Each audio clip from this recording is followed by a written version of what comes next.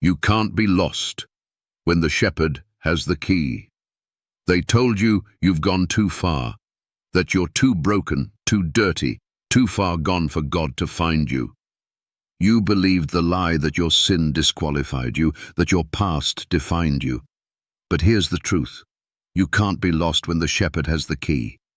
Not a key to a building, a key to your prison, a key to the chains, the guilt, the darkness you've called home. The shepherd didn't come to search from a distance. He came to unlock the gate and walk straight into your mess. John 10:11 says, I am the good shepherd. The good shepherd giveth his life for the sheep. He didn't give advice. He gave his life. And he didn't lose a single one the Father gave him. So to say you're lost is to say the shepherd failed. And he didn't. Religion says, try harder. Jesus says, follow me. Religion says, clean yourself up. The shepherd says, I'll carry you. And while pastors preach behavior, imams teach control, and priests recite tradition, the shepherd is out in the wild looking for the one, not the clean, the one.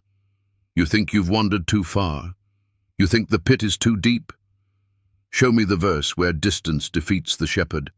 Show me the place so dark where his keys don't fit. You can't, because there isn't one. He's not just a shepherd, he's the door, he's the way. He's the one who holds the keys of death, hell, and everything in between.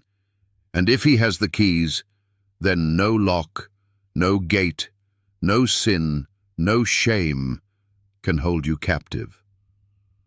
But here's the problem. Too many of you think you need to find your way back. You think you need to earn your return.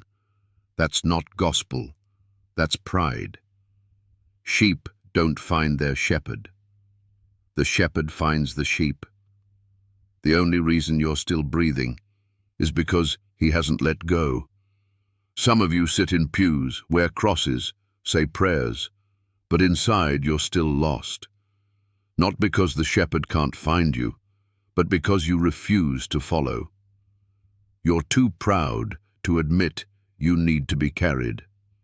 You want to be found on your terms. But he doesn't negotiate rescue. He commands surrender. And for the skeptics, if God doesn't seek the lost, then explain the cross. Explain the blood. Explain the empty tomb. Explain why millions who were once addicts, criminals, atheists, and rebels are now sons and daughters. Who found them? Or should I say, who went looking? This isn't sentimental. It's spiritual warfare. You're not just lost, you're hunted by darkness. But the shepherd came with power, with blood, with keys in hand, and he came for you. Every gate Satan locks, Jesus unlocks. Every prison hell builds, Jesus dismantles. And every lie that says, you're too far gone, Jesus silences with one word: mine. He didn't just look for you, he bought you. He didn't just call you, he bled for you. The Good Shepherd didn't avoid the valley. He walked into it, took your punishment, defeated your enemies, and walked back out with you on his shoulders.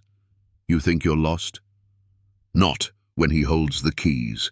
So to every priest who says tradition can save, to every imam who says Jesus was just a prophet, to every pastor who stopped preaching the blood, and to every skeptic who mocks the shepherd's voice, explain why the lost are still being found. Explain why sinners still come home when his name is spoken. Explain the power behind the keys. You can't be lost when the shepherd has the key. Prove me wrong.